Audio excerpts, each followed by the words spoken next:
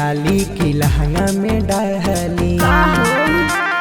बोला ये हमारा छोटकी साली, चोली में डाली कि लहंगा में डाली।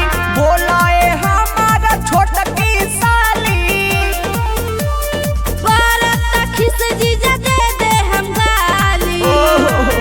अरे बारात खिस जीजा दे दे हम गाली। होली में बना ताड़ा काहे बवाली। तो सुना, चोली में डाली कि लहंगा में डाली। बोला ये हमारा छोटकी साली।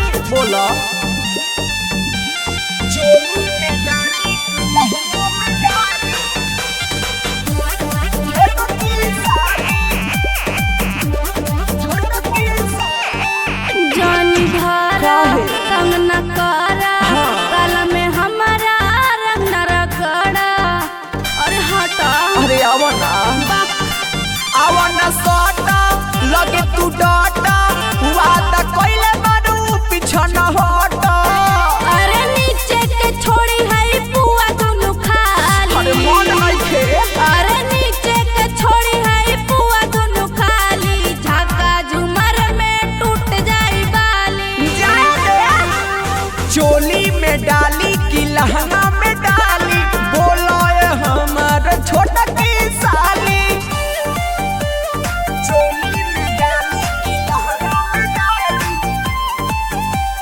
छोटकी साली, छोटकी साली। पिंटू जीजा होता नतीजा। देखी न टुकुर टुकुर ताके भतीजा। अरे अब बस करी। अरे भाग तोरा माई के मानी न बात।